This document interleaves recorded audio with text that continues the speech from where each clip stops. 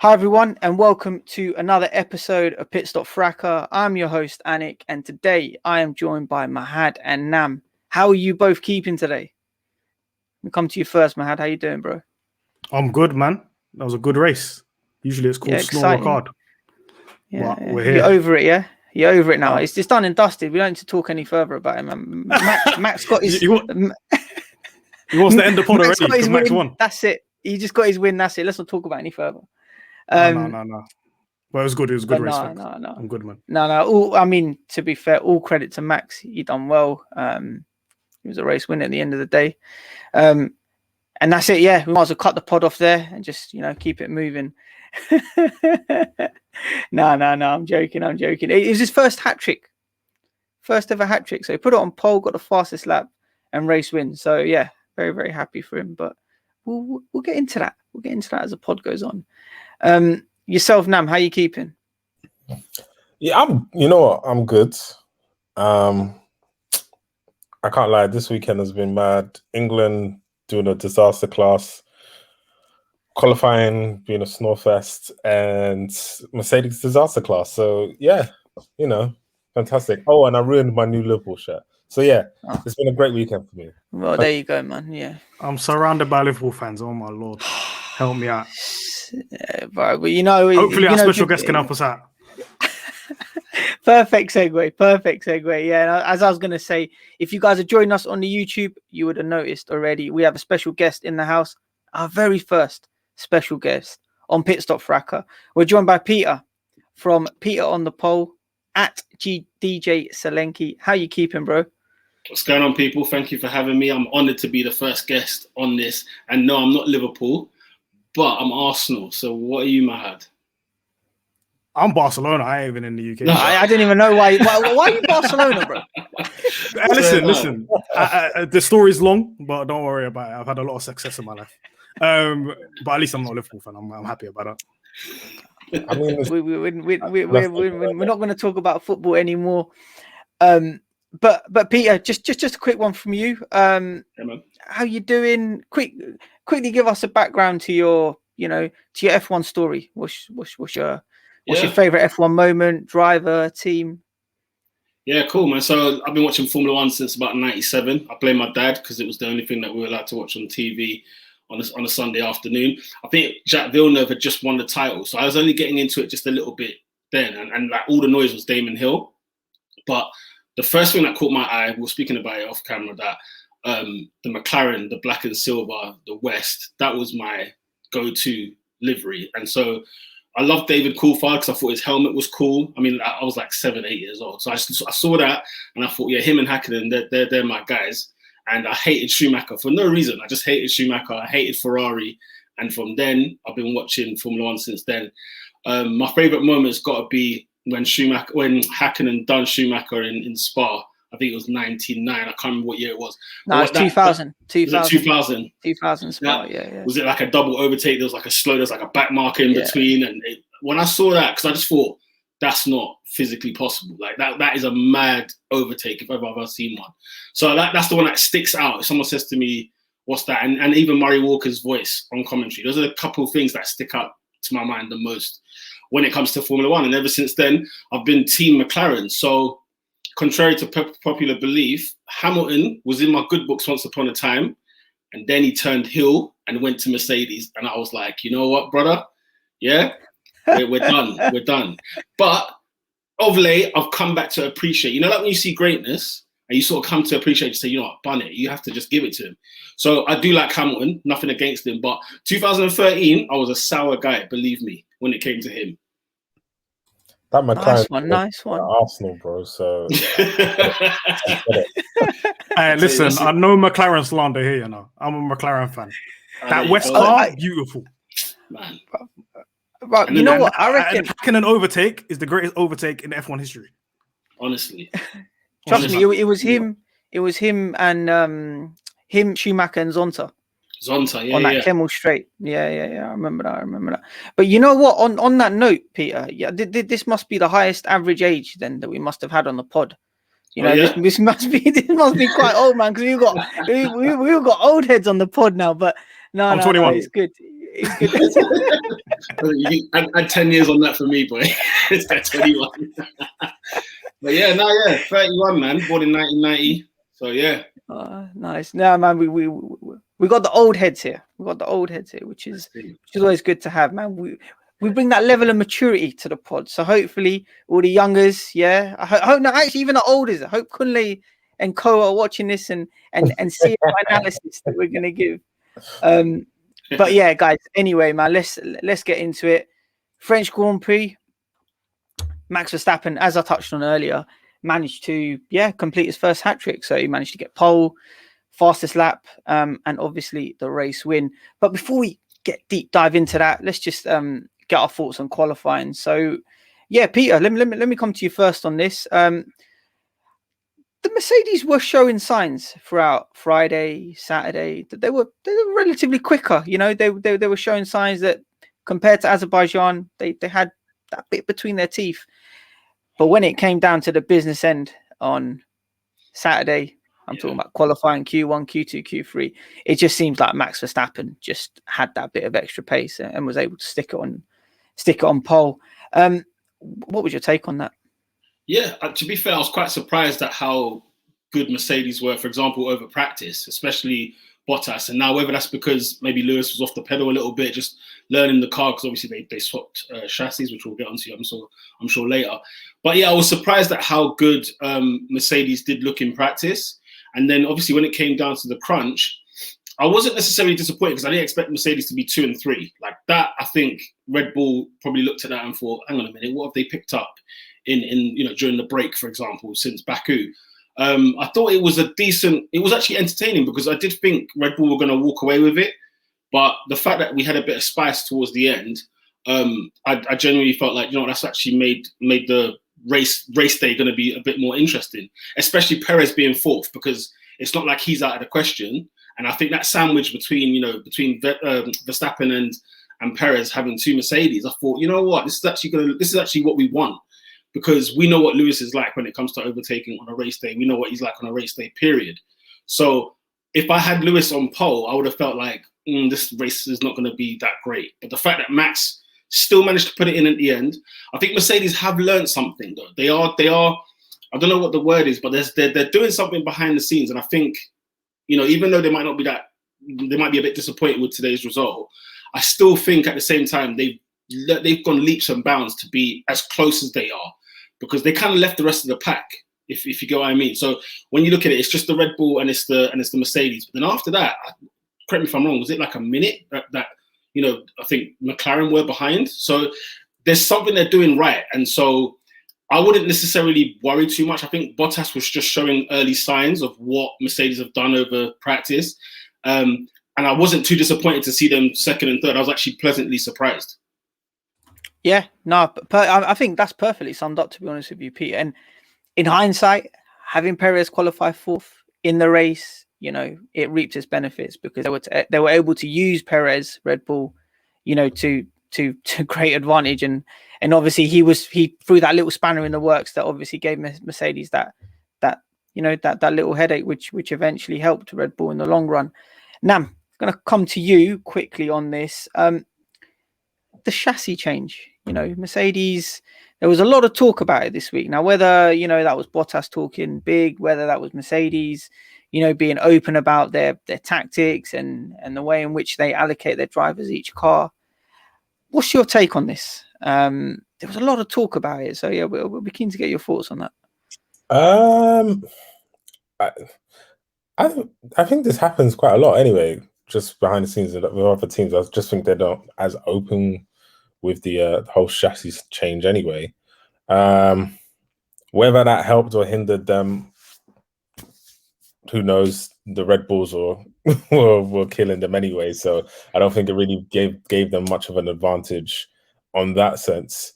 But I think it allows them to know, like what Peter said, it gave them some information that they can use for the races that they're more favorable for in later in the season, kind of like your Hungaries, your Spas, things like that. So I think they're just trying some new stuff in the track that they probably didn't think they were going to win, and probably got some valuable information that they weren't that far behind the Red Bulls.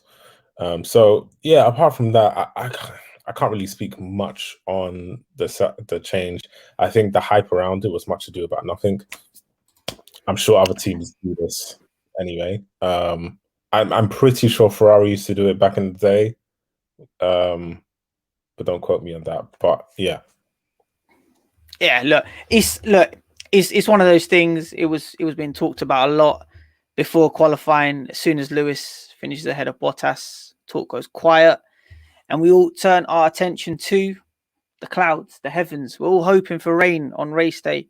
I was checking my phone overnight. I saw Max Verstappen on pole. I was like, Lewis, please, bro, I need you. I need you to beat him. I need you to come pole. Not pole, I need you to win the race. And to be honest with you, the fact that Max Verstappen qualified, like, what,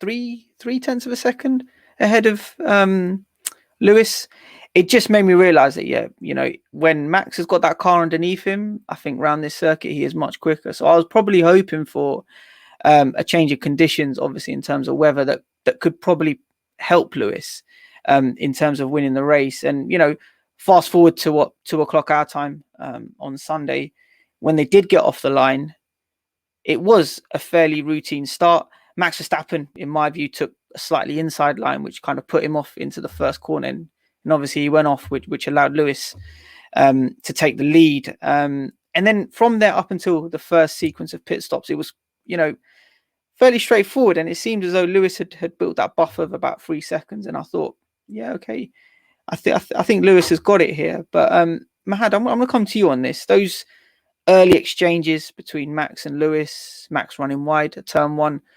What was your take on it, mate? Like you said, a lot of people were just hoping for rain. It did rain at the F3 race in the morning, I think. And people were hoping that it was going to rain again. People were looking at clouds and so on and so on.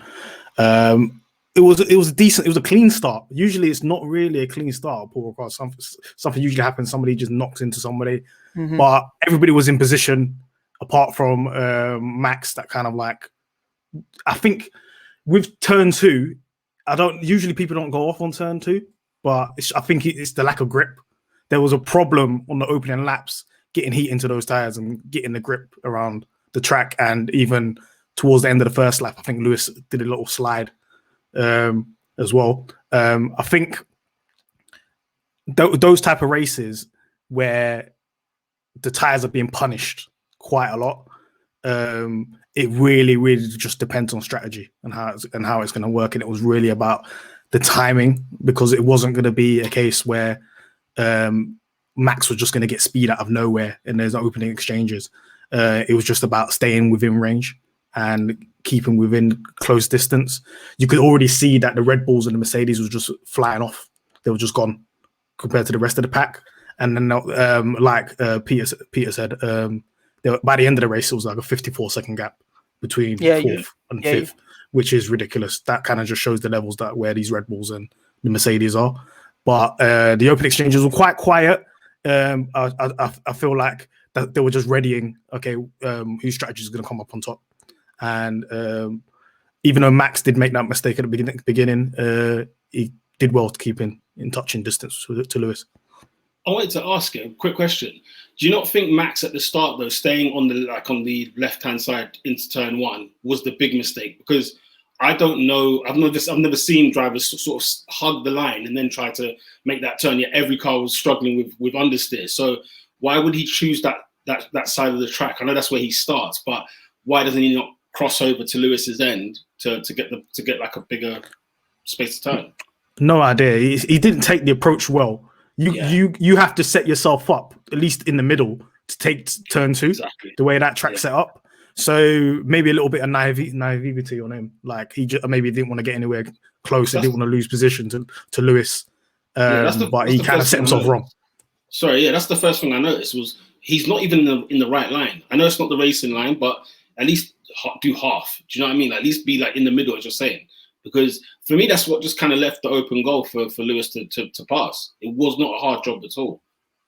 Exactly. And I think on the back of that, you know, Lewis, he's a seasoned vet. He snapped it up with 2 hands.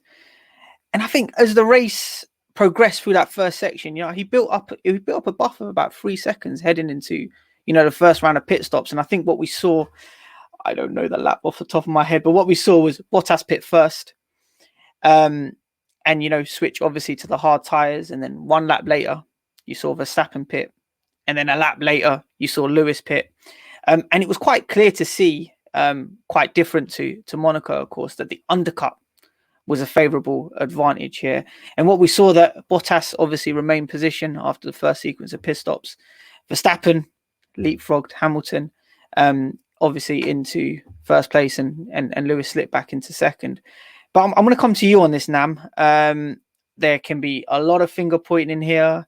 There can be, you know, credit to the drivers given. But how did you see that exchange, how it panned out? You know, seeing Lewis come out of the pits, like it seemed like a snail pace, and then seeing Verstappen flying down the straight, I was like, this hands over my eyes, like, oh god, he's gonna nick him into turn 1. But yeah, what was your take on that, bro? First of all, I have a conspiracy. I felt like I'm definitely wrong, but I felt like Max Verstappen was definitely speeding in the pit lane, because I did not understand how quickly he got through that pit lane. It was remarkable, absolutely remarkable, that first one. Because you're right, when Hamilton pitted, Bottas pitted, I was just looking at Bottas, I was thinking, you're going really slowly, but then obviously the pit lane speed has been changed for the French because of the tight entry. And then when Verstappen came in, I was like, this is impossible. You've literally just come in and already you're getting your tires changed and you're already halfway down the thing. So I don't see how that's working. But anyway,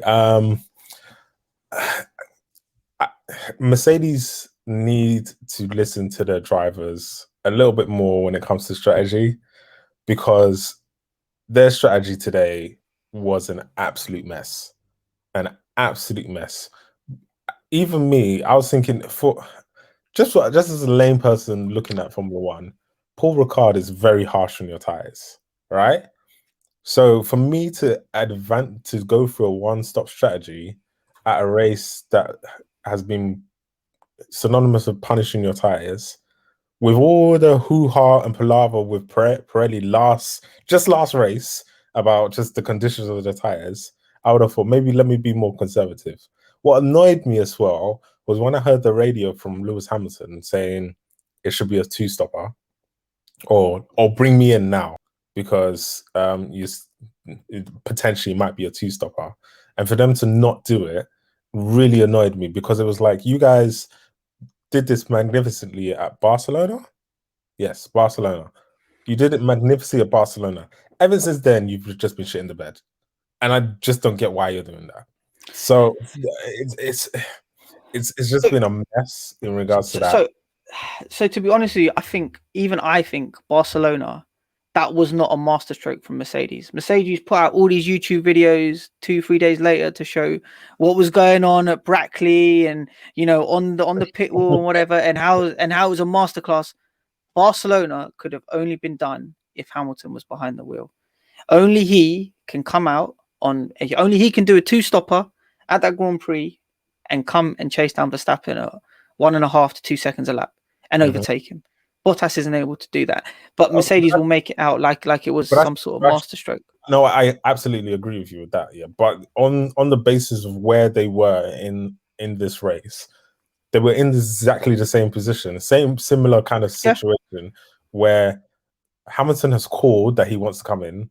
Bottas can cover him and be that protective shield. Whether he will do it or not, who knows? Because what's in the mind of Bottas today? But they could have done that. They decided against it because they wanted to do this one-stop strategy, or maybe Red Bull pulled them to the beat them to the gun. Who knows? But they had the possibility to do something that they've tried and tested and got them a win, and they just didn't do that. And they've been shit in the bed ever since Barcelona in regards to strategy, and they need to fix up on that. Let me jump in. Let me jump in. Yeah, go for it.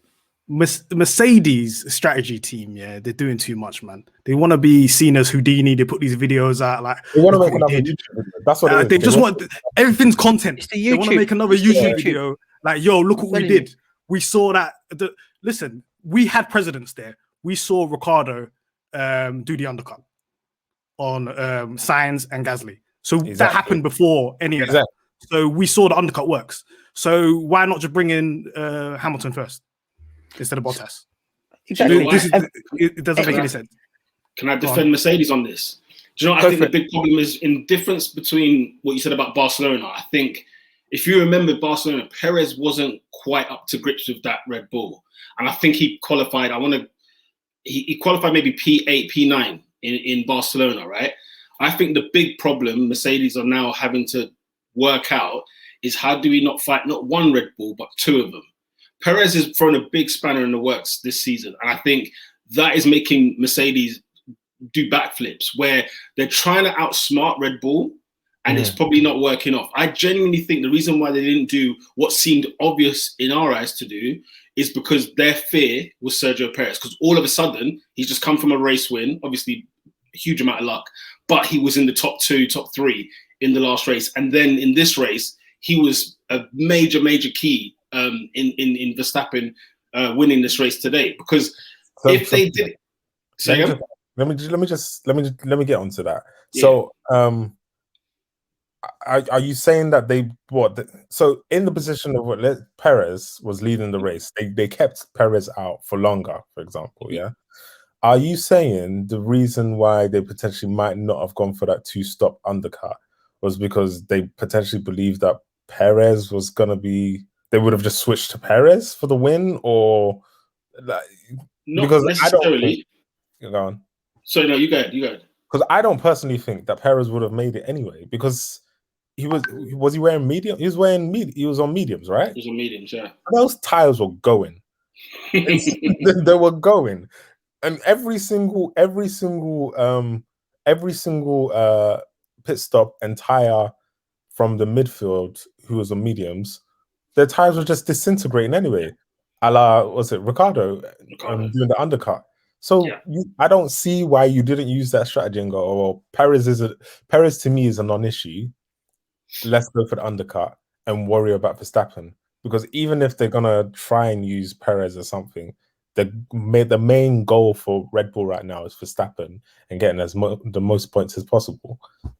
I don't know what they were going to use Perez for, but do you remember I think it was maybe the first 5 or 10 laps, Perez all of a sudden was just dropping bare behind Bottas. And it was like, what's going on over there? And we know Perez to be the king of tires at the minute, right? I genuinely thought that was all deliberate. I don't think there was anything wrong with his car. I don't think there was necessarily, he was worried about anything. I think strategically, Perez was sort of, look, let me bide my time because I am doing the longest stint. Let me look after these tires. And I think it went to like 5 seconds, 10 seconds, and so on. Then all of a sudden, when he went in front, then he started picking up the pace again, and then he started giving a nice little gap so that when Max came back in from the pits, I mean, look, Max is out like you were saying about his pit lane entry. I think the lap before he goes in, Perez did it the race before. All of a sudden, they had 1 lap to go before they went into the pits, and then man were doing qualifying laps. It was ridiculous. So I think it's just a case of, I just think Mercedes were just nervous about Red Bull's number 2 driver because they didn't know what to expect with him. Yeah, no, definitely. I think this year Perez has definitely thrown a spanner in the works, and it is playing on Mercedes's head. I just want to come back briefly to that initial pit stop sequence. I want to take your view on this, Mahad. So Bottas pitted on lap 17. Verstappen then pitted on lap 18. Lewis then pitted on lap 19. Are we nitpicking if we're blaming Mercedes for not bringing in Hamilton a lap later? So not bringing in Hamilton on lap 18, the very next lap after Bottas pitted, the same lap that Verstappen pitted. I'm not sure. I know for a fact if you kind of if you swap Bottas and Lewis around, Lewis has a better chance of keeping that position. The thing is, one thing like even Peter just said now, and I agree, the in-lap and out-lap by Max Verstappen were outstanding. He was doing a madness. Lewis did quite a lot on the in-lap, and Bottas was going super slow for some reason on the in-lap and out-lap. But that's maybe just Bottas. That's his vibe. That's what he's on. But I don't think it's that. I think it's Mercedes are not accounting for two drivers. They for years they're only dealing with one driver or even no drivers in opposition. Exactly, they've been just fisting everybody up, two man up. Bottas and Hamilton just fisting everybody up. And now they're thinking, oh, right, we need to look out for Perez because Perez wins races.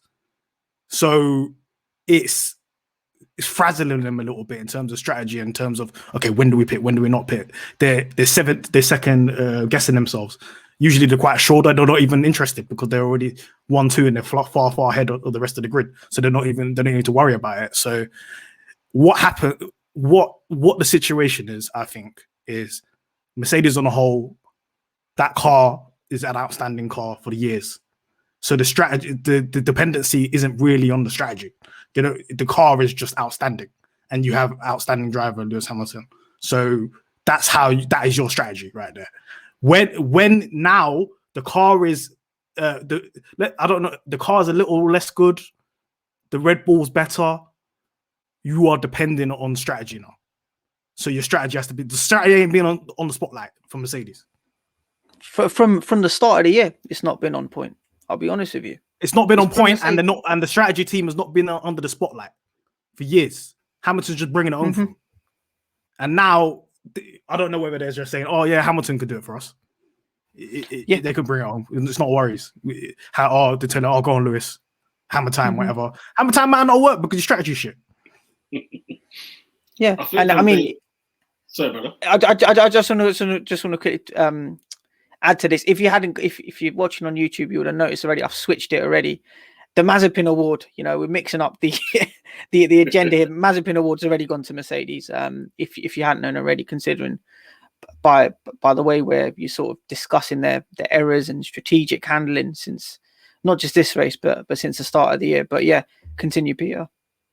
Yeah, no, I'm just going to say that I think from day, and let's say like 2014, I think Red Bull have always had the better strategists between them and Mercedes. And I think that the Mercedes car, as Mahad said, that, yeah, it's always been better. So you didn't really need like technique because, you know, Hamilton had that on lockdown. And even when they had Rosberg, again, phenomenal driver as well. So I think this time round, like the Barcelona one, I kid you not, they only tried that because Perez they just thought it's another Albon and Gasly. They did not think he's actually going to be serious this season anyway.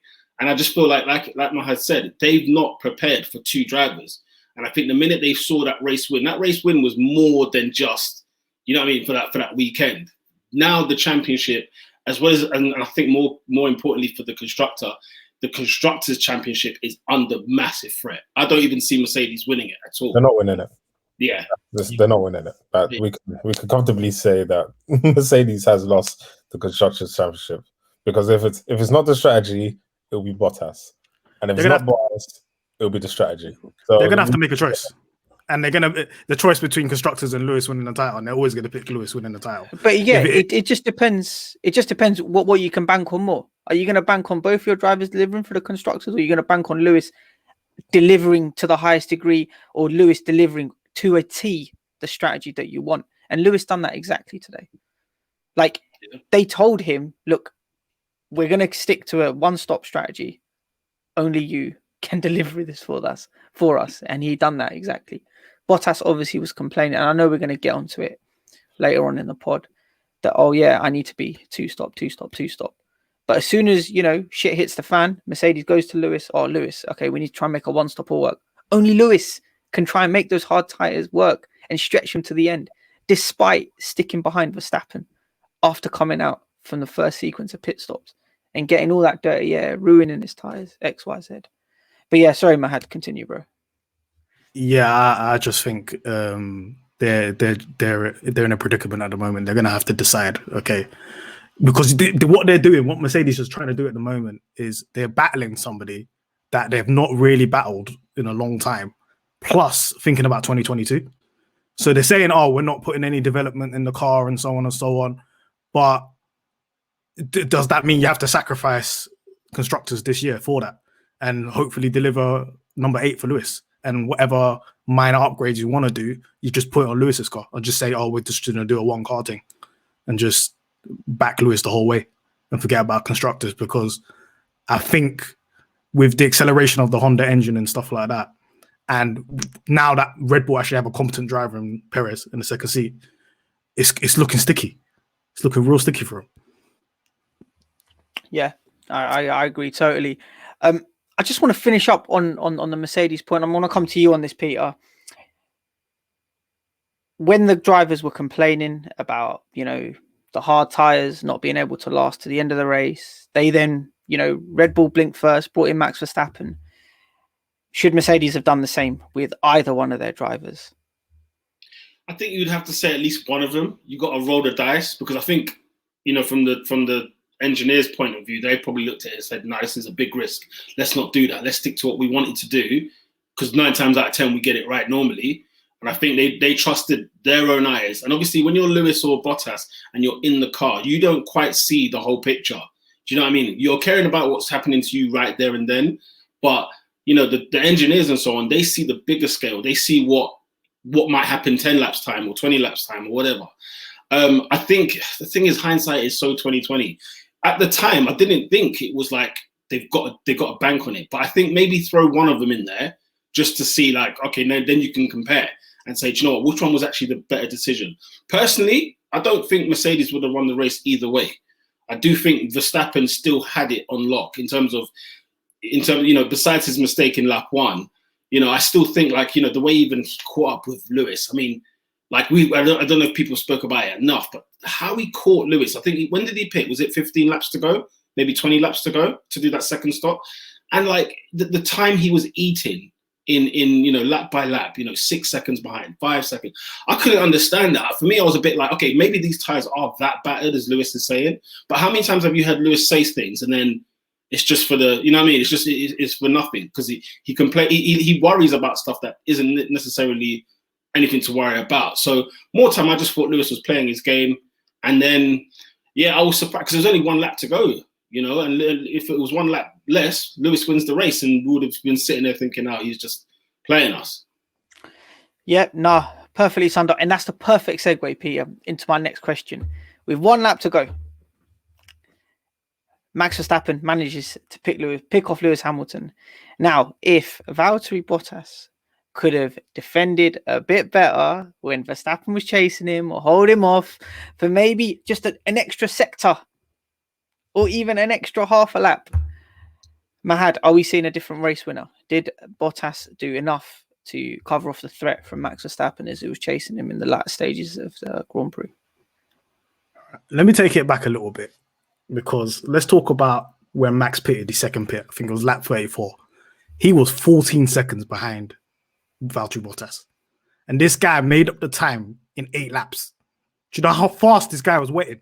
He was gone. He was. This is unbelievable stuff. I couldn't believe the time. I was just thinking this time is reducing so quick. Obviously, Perez just moves out of the way for him. He's just like, yeah, let me leave. I think Crofty said he's leaving the stadium or whatever, or Brundle said he's out of the stadium. He just said moving completely out of the way. But to make up 14 seconds in 8 laps is absolutely insane.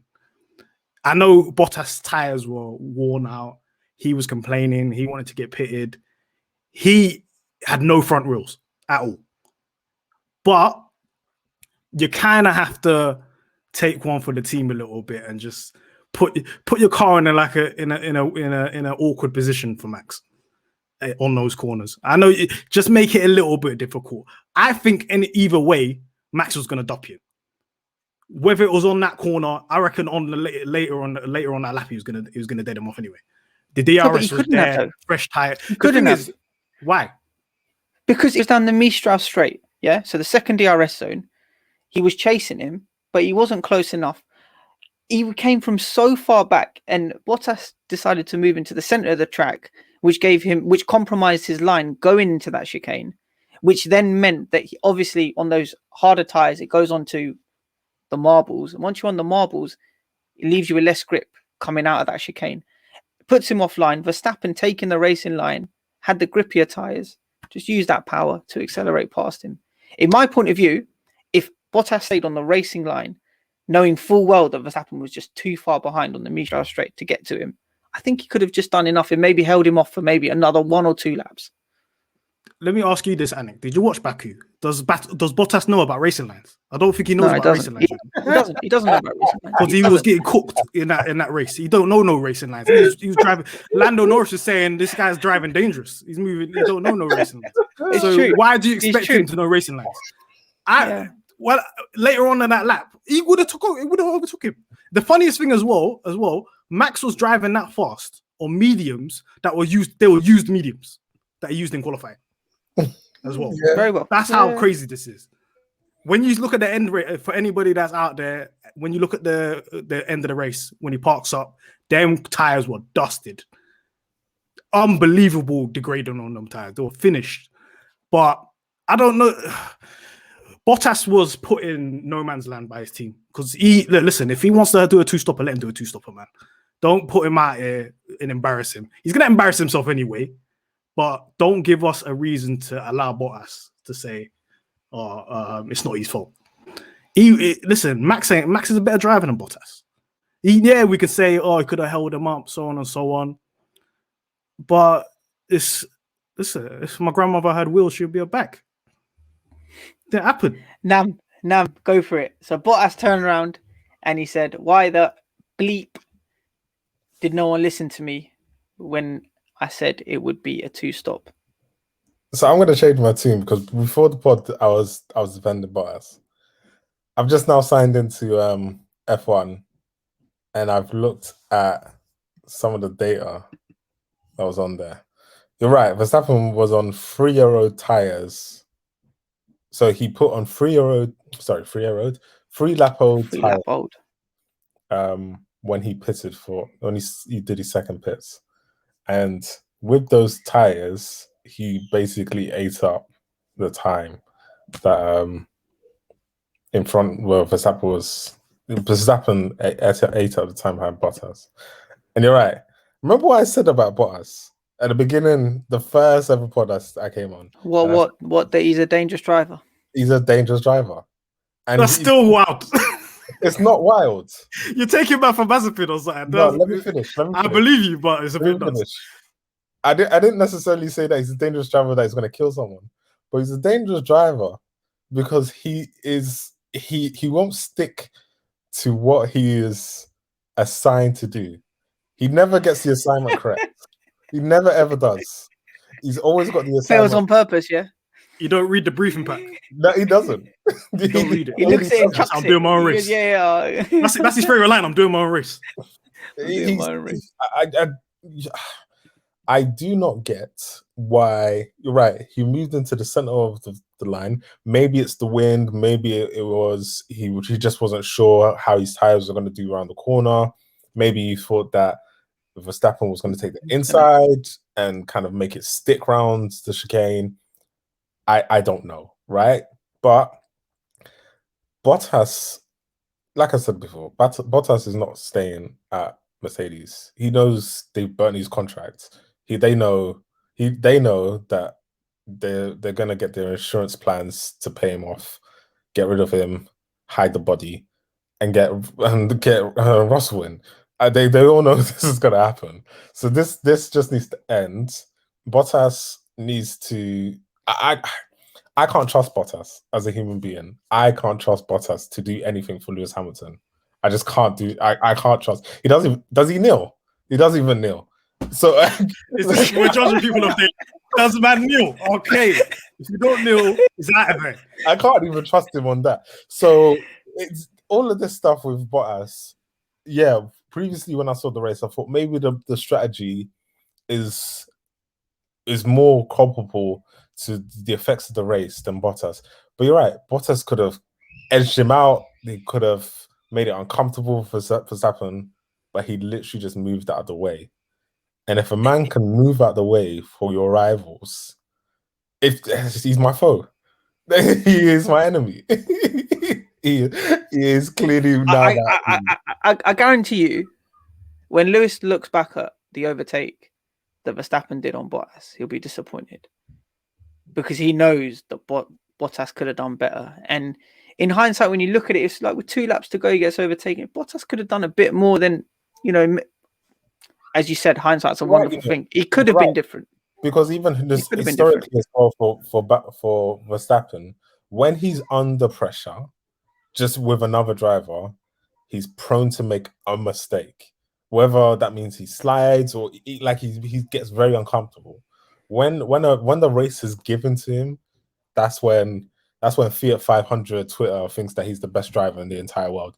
But when there's pressure, that's when there's issues for him. So you're right. Bottas could have applied a little bit more pressure around that chicane, even maybe chased him down a little bit, done some late braking, make it a little bit uncomfortable for Verstappen. And who knows, we could have been seeing Lewis Hamilton as a new winner. But like I said, I can't trust Bottas. He ain't got the facilities for this, man. What are we talking about, man? He ain't got the facilities. Let's not do this, man. What are you expecting? I said this at the beginning. This man's not here for anyone. He's a danger, bro. He's a danger. So, hey. But yeah, no, I mean, look, at the end of the day, Bottas again makes the headlines on Pitstop Fracas, as he always does, and not for the right reasons. But you also have to credit what we considered what was voted for our driver of the day, who was Max Verstappen. One of his biggest fans on the pod here today, Mahad. Take the floor, bro. After that mistake in the first corner, he literally done everything right. And in my view, rightfully so, won the Grand Prix. Yeah. This is what I'm saying. I've said this Oh, look, Mr. Kunle. Welcome to the pod. Okay, you're going to have to listen to my soliloquy on Max Verstappen. All right, so Anik, you put me in at the wrong time, bro. You should have let this man chat his chat, then bring me in. Listen, he deserves to be driving. The thing is, I tried to put off Mahad because I know Mahad's got it written down word for word. He's checked it grammatically. So I thought before he goes on his little monologue, let me just throw Kunle into the mix and hopefully it could just shake off Mahad a little bit. Listen, man, nobody can throw me off. This man, told you, second best driver on the grid behind Lewis. I've said this a million times and nobody wants to listen. This guy did a faultless race. Apart from the first corner, like you said, he stuck it on pole. People criticize him for not doing good qualities. Look, he stuck it on pole. He did what he needed to do. Mercedes, all through practice, looked like, okay, they might be doing this. This is not a street circuit. It might favor Mercedes. There was a lot of talk that Mercedes might win this race. But Max did what was required. And like I said previously, to gain how many seconds? 14 seconds in 8 laps is outstanding driving. That alone is driver of the day quality. And what we saw in the first race this season in Bahrain, where he had a little bit of impatience, he just needed that maturity to take over Lewis. He just wanted to take over on the first opportunity. He was able to just do a nice, clean overtake on Lewis today at a pressure situation because he only had one shot. There was 1.5 laps left. He had one shot to do it. And we have to give him credit for being able to do that. I know he had Lewis had worse tires and so on and so on, but he managed to execute. People call Lewis Max Verstappen rash and is immature and so on and so on. He doesn't have the ability to do it. He kept composed. He was rattled though. Let me go back because when the 2 Mercedes were behind him, what did he do? He was rattled. I can imagine. Yeah. And he managed to compose himself. He pitted, gained the time, managed to compose himself. Mahad. What did Max do? He won the race. What else do you want? Isn't that the number one objective of Formula One? To win a race.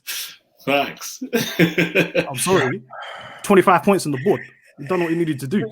This love letter to Max Verstappen is making me sick right now. Because what did he do? Let's deep. What actually? To be fair, broke it down. To be fair, now last season this is not happening. Like Max has grown this season. If there's anything we can give him, he's definitely matured this year. Max, he might have matured, right? But he's been given a better car, which if you guys, I got a Tesla, yeah, and I had an Audi, right? So now I can beat people at the traffic light when I couldn't. That doesn't mean, yeah. That doesn't mean. That doesn't mean, yeah, that now I'm a better driver. That I'm a generational talent. That doesn't mean anything, yeah. That just means that I have a better system underneath me that can potentially win races, or like I said, beat people at the lights, right? So when he didn't have the best car on the grid and was still winning races, what does that mean? What do you mean? What was the 11 races before? What was the race when he was 17 that he won in Spain? Was that on vibes? Come on, that race, the two Merc drivers took each other out. Come on. It's fam. That's what I'm saying. Go back and watch those races. And bro, you don't want people to score open goals. The goal is open. No, you can score open goals. Bro. That's a different question. That's a different conversation. There's man on the grid. He's driver of the day because he won the race. He's driver of the day because nobody did anything outstanding. And he won the race. That's why he's driver of the day. Nobody took anyone on. Nobody went from 15th to 5th. Nobody did that. I thought Norris was driver of the day, to be fair. Even that, he ran him close. I thought Norris was driver of the day. But because Norris didn't, where did Norris finish? He finished fifth. He finished fifth. He finished fifth. Right? Well, it was way back. It was almost a minute behind. So I can't qualify you for driver of the day. To be honest. I guess. Max, Nam. Because I'm tired of this. I'm tired. Give him his accolades, man. No, I refuse. You got to give him. I need accolades, man. Because it's one thing to be fast, which Max has always been, but it's another thing to manage the race, to actually come. Like, he made a mistake and then he's rectified his mistake, obviously with the help of his team. But he's still like, for me, this is the Max I know of the past. He's getting wrapped. Like, when the two Mercedes were behind him, there's no way he was escaping that. There's no way he was ever escaping that until now. And I feel like, I don't know whether Bahrain it clicked, whether, you know, how he messed about there, whether he just clicked and said, you know, bro, if you're a serious guy, you've got to win the title this year. It's now or never, really. Because, I mean, not never, but you know my point. Like, he can never say he's better than Lewis in a year if he doesn't win the title this year. Exactly. It's getting very, very close now. What, 7 races in? And we're already like, I was shitting myself. As a Lewis Hamilton fan, I was shitting myself when I saw him chasing him down. And I think Lewis turned around on the radio and said, he turned around and said, yeah, look, guys, we've got to move on to the next race. You seem pretty upbeat about it, but look, let's see what happens. For me, quick question from Mahad, yeah? Do you know how many seconds Verstappen finished ahead of Bottas? I don't know, maybe 2 times. 14 seconds. So the guy made 14 seconds coming out. He then passed him and then finished 14 seconds ahead. Like, this is a different Max Verstappen. He's a different unused mediums. No, why are we surprised when we're talking about? Come on, Valtteri. Why are we surprised? I get that part, but still, nonetheless, the like, whether it's stat padding or whatever, the facts are there. This is not the Max that I don't know this Max Verstappen this year. I don't know who this guy is. I think you're right. He's not a maverick anymore. He's more composed. But until he does something that, to me, that feels like, okay, you've beaten all odds. You've taken your car. You've limped your car over the end. And he needs to do what Hamilton did at Silverstone and finish the race on 3 wheels. And then only then he can get that. Then I can give him these props. But you got the fastest car and you haven't won all the races. And now everyone's saying you're a generation talent. Don't. He was a generational talent from before that, man. No, he wasn't. Listen, I'm telling you now. You're gonna struggle. You're gonna struggle to tell me next man, apart from Lewis, is better than him. Tell me, Charles. Tell me. I dare you. Man was 5th. We're not talking about Charles. We're not talking about Charles on this pod. We're not talking about Charles. Trying to write off Raikkonen. He's moving nuts. What, Charles? We got Charles Leclerc haters, yeah? I'm just saying Charles ain't better than Max. That's all I'm saying. Do you know what? Last season, I would have said Charles is better than Max, but because of the growth I've seen of Max this year, I put Max ahead of Charles, but I genuinely thought Charles was going to be the world champion before Max. Genuinely, he still will. But anyway. I still think that. I still think that. You think so? Listen, that Ferrari, man. Hey, you trust you. The worst thing about saying Charles is going to win a title before Max is that's believing in Ferrari. That is insanity. Exactly. Yeah. 2021, you want to believe in Ferrari, you're losing it. Not in this car. I don't think Max is winning the season, but that's just my take, innit? But and in that aspect, we then have to talk about car freezes. But anyway, Anik, take over, man. So what I think we saw from Max, I just want to quickly come full circle on this. I think what we've seen from Max, especially this year, is he's fine-tuned his racecraft, which I have to put my hands up and say, you know what, he has shown a bit more nous in race. And today, you have to take your hats off to him. There's no doubt about it. You have to take your hats off to him. Red Bull pulled the strategy and he made it work, and he made it work to a T. And the numbers speak for themselves. 14 seconds behind Bottas to finish 14 seconds ahead. I've got a question. Why do we have to take our hats off to him, though? Because he won the race. He made the strategy work. Remove it. Was it? Well, no, Anik. When do you then? Was it special?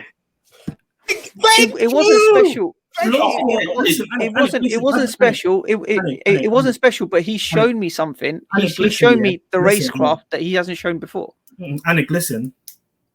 Fast car, considerably newer tires, low fuel, and you only have 3 people in front of you. One of them is your teammate who's gonna twerk for you anyway, and 2 other people are on literally damaged good according to AWS. 10% tire life left. Nobody believes AWS. No.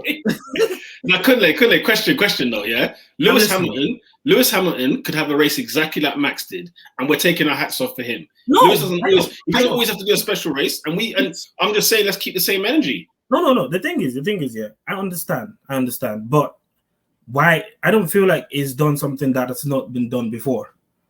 You know, Lewis does this. Lewis has done this so many times you cannot even remember. It's not about. It's not about if it's been done before. It's about if Max has done it before. Yeah, exactly. Okay.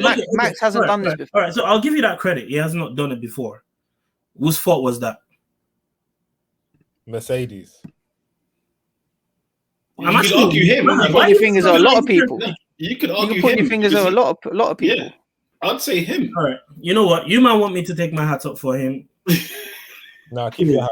Good race. I have to take my hat off. You know what? I'll give you that he drove a good race and he drove a matured race. You know, he was a bit calm, composed.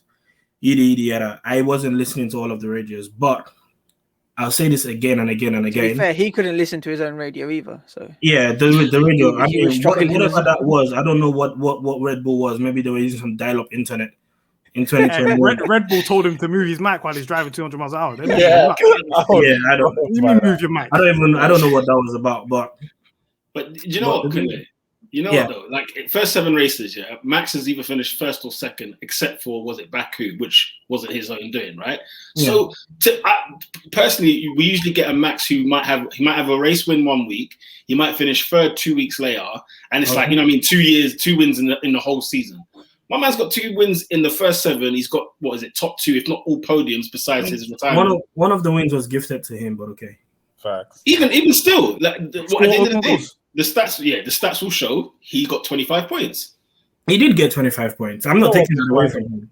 Do you know what Max Verstappen's performance reminds me of? It reminds me of when Harry Kane won the Golden Boot at the World Cup. The simple tap-ins and got the Golden Boot. And you know what they were saying? Do you know what they were saying? They were saying it's coming home. It's coming home. Okay, you know what I'll give? You know what's what coming home in touch? You probably know that already. Dr. Honor. Max is doing better than what we expected. We can't have expected this from him. Yeah, my thing is, I'll give Max credit when it comes to his qualifying. He's been able to put the car in a position where, you know, he's either first or second on the grid and he's starting and he has a good start. So, you know, in previous times, he's not qualified as good as currently doing. And I feel like he's been able to, like, step up to, you know, when that pressure hits, when you need to nail that lap, and you need to hit, you need to nail. Sometimes, you know, he's gone wide, he's lost time, but when you need to nail the lap, you know, it's a flying lap. When you need to nail that lap, when he needs to nail, so his in laps have been very good as well, and his out laps. I'll give him the credit for that. You know, when it's time to pit and he needs to, you know, do an overcut or undercut, he's done in laps properly. When it's time to come out, he's done his out laps properly. Like, he's not taking time to warm his tires, you know, he's ready to go, boom. So I'll give him credit for that. But in general, I don't think he's doing something special that no one else can do so far, because there's people on that grid that can do what he's doing in that machine. So yeah, no, agree. I mean, there's been drivers. I mean, Mahad, say something. I mean, there's been look. Wait, there's been drivers. Look, there's been drivers over the years that have gone toe to toe with Hamilton. You've seen Massa, you've seen Raikkonen, you've seen Vettel, you've seen Rosberg. Let's see if Verstappen can do the same. Only two of them have gone toe to toe to the end, though. Yeah, exactly. No, Alonso as well. Sorry, I forgot Alonso as well. We don't talk about that, man. Yeah, but yeah, let's see how it goes. Still 7 races. The best part, I feel like the best part of this season is when Mercedes, if Mercedes finally get their shit together. You know, I don't think they will. I don't think they will. Yeah, I don't feel they will either, because I feel like they've not battled in a while. They don't know how to battle no more. It's like, you know, when the battle rapper becomes a mainstream rapper and it's popping them #1 charts, and then, you know, when someone from the hood calls him out like, yo, call my guy, let's do a 16 quick, and they're trying to say, I got money, I got women, that's what Mercedes are going through now. You know, they're going through the space of, they made it, they're big boys now they can't, when it's time to slum it out, they can't slum it no more. That's how I see it. You're basically comparing Mercedes to Deontay Wilder, which is wild.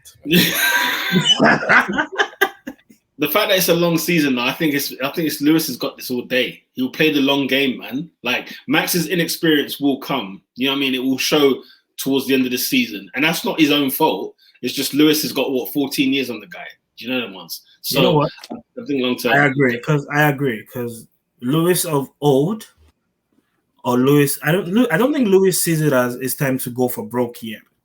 Yeah. When he gets to that point, you see all of those first lap, Max gets away and he lets him go. You know, like the overtake today, even though he doesn't have the tires. You see all of those. Okay, we'll take 18 today. We'll catch them another day. If it's time, like, you know, you either win this race or the championship is done. I don't think Lewis is moving out of the way. I don't think Lewis is letting him go like that. No. So yeah. So let's see how it goes. So long.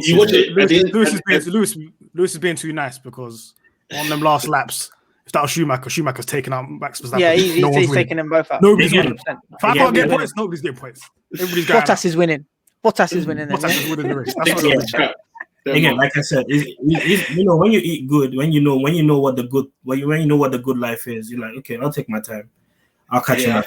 You know when he says it's a marathon, not a sprint. Watch that be the tagline at the end of the season, for sure. Yeah, for sure. They're going to carry that on throughout the whole season. Fingers crossed. I've got full faith in that. I just want some good competition. Till the end. Well, we all want to see that, but today for me was just it was just way too tense, man. I just had a feeling that Max was going to eventually win. But guys, last agenda item. I know you touched on it quickly, Kunle. McLaren done very well today. Danny Rick, Lando Norris. Norris came 5th. Daniel Ricciardo came 6th. Yeah, he came 6th. Yeah, 6th. Yeah. I think it's his best race this year. Yeah, just give me a take on them, bro. How did you find that they done well? And I know you had a few eyes on Ricciardo throughout earlier the season, but yeah, what was your take on it? Mr. Daniel Ricciardo, welcome to the 2021 Formula 1 season. 7 races in. It took a while, innit? It took him a while, but you know, the time we set the clock for next week. We set the clock for next week. See how he does against Austria. So, we see how he does in Austria. Guys, be easy on my team, man. Be easy on my team. What do you mean? Welcome. We love McLaren. You know, it's listen. I was under duress I was scared. I was like, bro, I was Really? thinking, did we sign a dud? I was like, what's going on here? Because Oh Norris my is dusting days. him. I don't know whether that's because Norris is just super talented.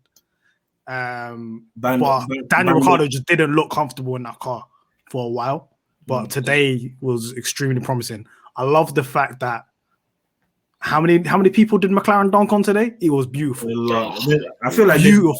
they've done everyone on the grid apart from the front runners. Gasly, Sainz, the one on Science. I said this is rude. I had to tweet. I said it's rude.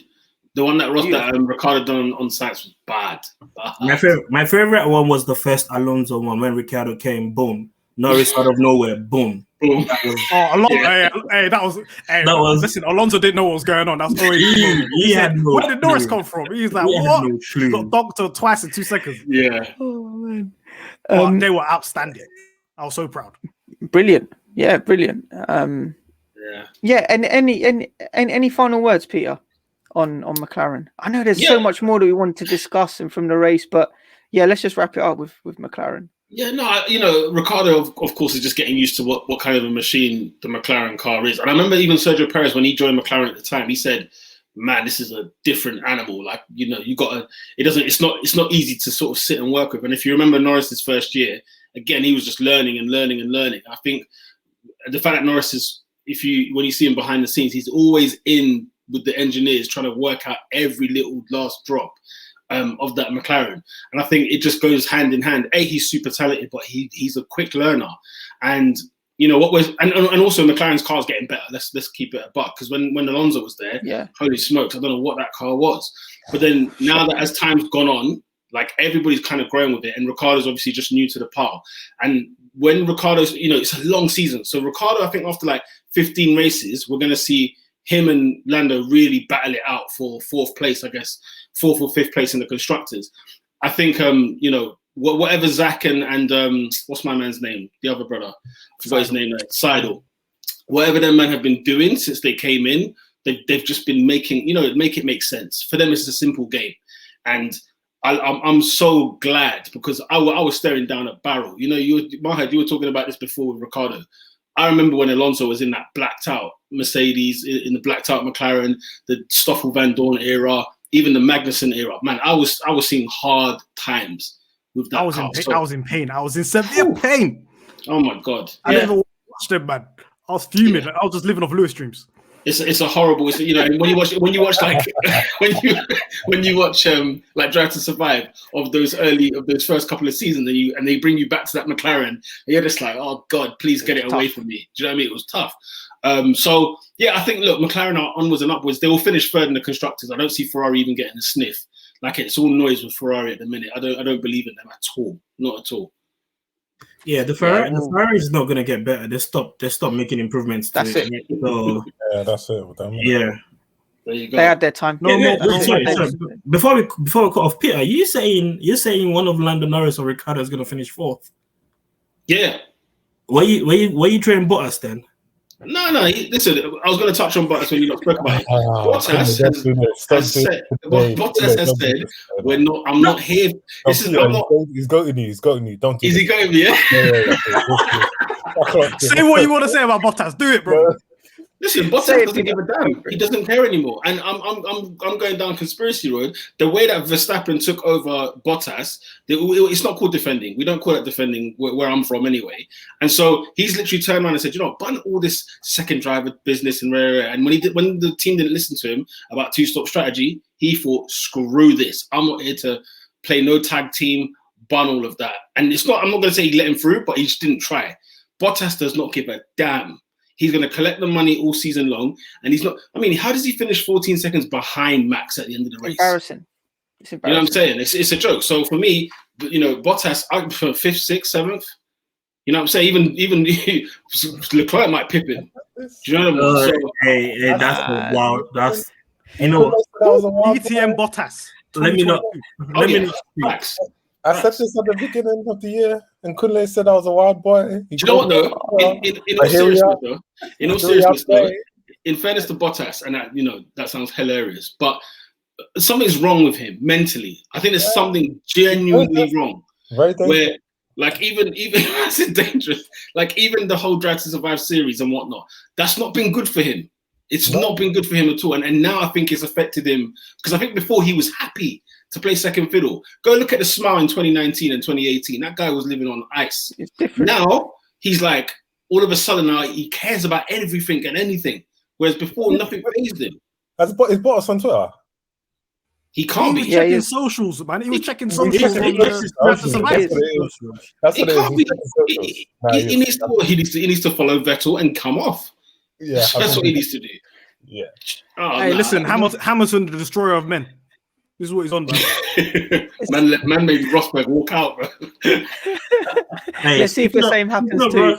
Speaking of Rosberg, let me not speak. Oh, the little spice Let me not speak. We'll save that. We'll save that for another time, Kunle.